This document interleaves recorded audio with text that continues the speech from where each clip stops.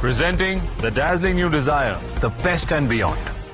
Let's take first impressions. Tom, break this one down in terms of how Punjab's business has unfolded with the maximum purse. What do you give them? Yeah, I think firstly, I was a little bit surprised at the price that they paid for Shreyas Iyer. Yes, they wanted a captain. Yes, Ricky Ponting wanted to reunite with him from his Delhi days, but that was one that really set them back after coming into the auction with a huge advantage.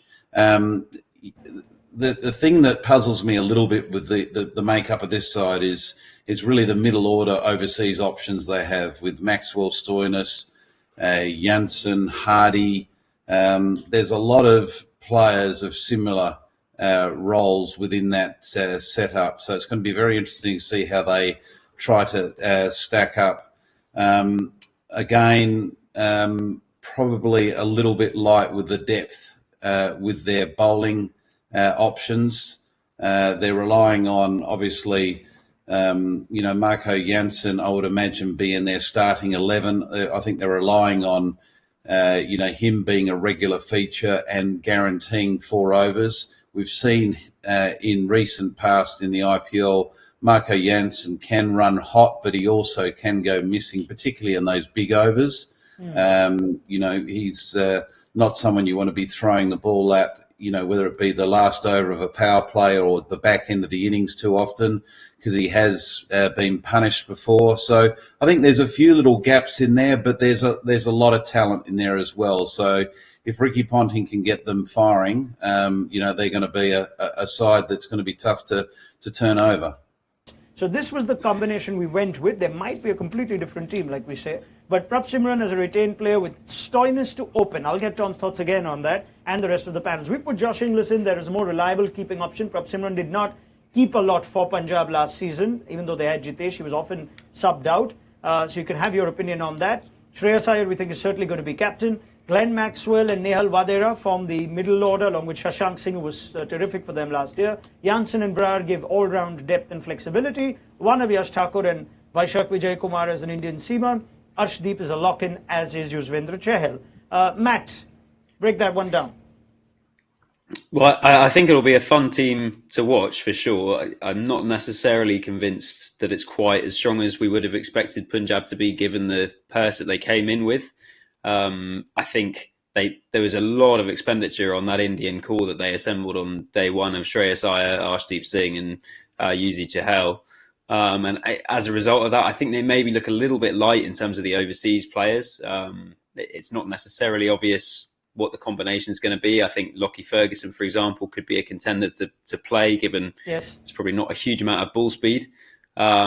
But yeah, I think it's. I think when it clicks, it'll look really good. We thought about that one, didn't we, Matt? That if you put in the overseas seamer, and I actually had one of Ferguson or Bartlett first in that, it then just reduces. We'll just bring that 12 up again for you. The minute you put in the overseas seamer, you're then a bit light on your batting. Everyone's batting a position higher then. No, you would have to play Mushir or instead of, say, a Josh Inglis, something like that. No, they spent 4.8 crores on Priyansh Arya. That's a good point. So Priyansh Arya, who they spent a big amount of money for, and who's known for 6 sixes in I think the Delhi League it was. So you sense that he could be a. If he and Stoinis opens, Simran bats 3 and keeps wickets, then it makes you possibility to play Lockie Ferguson and Marco Jansen. Because if you have 110 crores. Me personally, I may be biased. I would be very comfortable with a Stark in my team or a Hazelwood or one of the big bowlers who can be a banker for me. And well, what I'd say to that, Sri, is only are Lockie Ferguson or Xavier Bartlett in that category? No, not in my mind. Therefore, my conundrum. If they had a screaming overseas quality bowler to lead their attack. No, I think Sriram's talking more about the auction strategy that with the amount that they came in with, they should have got one of those big name overseas fast bowlers rather than Jansen and Bartlett. That's a whole then, you sense. Yeah, very fair. I think the 12 that you had up there is probably pretty close to what it's going to start or look like at the start. I don't think Stoinis will open. I think Inglis will open and Stoinis will bat 3 would be my only change in that top 3. And then they'll be pretty flexible with the way they use Maxwell as they have done in the past. But, you know, they've got plenty of options. But I do agree with what Matt said with regards to ball speed. There's no one that really is going to be able to have an impact and come and bowl 90-plus mile an hour to, you know, just to change the game if you've got an opposition that might be vulnerable to pace or a certain couple of players that might be vulnerable to pace. There's a little bit of predictability with the speeds there. But I like the spin options they've got there. Harpreet Brar, I thought, was excellent last season for Punjab, and very reliable left-arm spinner. And obviously, Yuzi is, you know, he's been there and done it many times over, and, you know, he's finally had his payday. I think Chahal is a really interesting one, actually, given the jump in his price tag. I think it'll be, you know, it's a big challenge for him. He's going to have to be a big wicket taker in that team. We obviously saw the success that he had at RR in partnership with Ashwin, but I think that's going to be a really interesting one to develop. Is can he sort of be the main strike bowler in that attack through the middle overs? Do you sense somewhere they were left hamstrung by how much they ended up paying for Shreyas Iyer? Yeah, 100%. I think Delhi pushed them to the brink, and Ricky Ponting was very desperate to get Shreyas, and it was almost relief for him.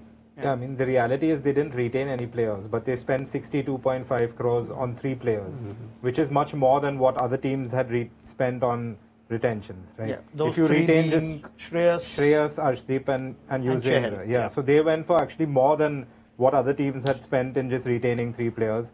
They could have, say, retained Arshdeep, Rahul Chahar and somebody else at a lower price and then gone for maybe big name overseas bowler. I think even a top order overseas batter, they've got Inglis and Stoinis, who haven't had the kind of recent form in the IPL that, say, a Phil Salt or a Jake Fraser-McGurk have had. So that's where there might be a little bit of disappointment. Last word on you, Tom, on this. Overall rating, do you sense this is a team that is going to have a challenge after everything that's come together, or do you think they've done as good as they possibly could? Another thing I'll throw in there is they did think a lot about RTMing a number of their players. And quite a few of them went at lesser prices. Rabada they thought long for, but he was more than what they paid for. They didn't RTM either Livingston or Sam Curran. Jitesh Sharma. If that would have made a difference. But yeah, your thoughts on the overall verdict on Punjab? Well, I think it's got Ricky Ponting's, you know, fingerprints all over this. You can see the number of Australians in there. You know, to me, it's going to need his magic wand to be able to sort of pull off something here, because I don't see Punjab as a side that's going to be, you know, a team you look at and think, oh yeah, you can just about certainly lock them in for a top 4. You know, they're going to be a consistent side, winning home and away.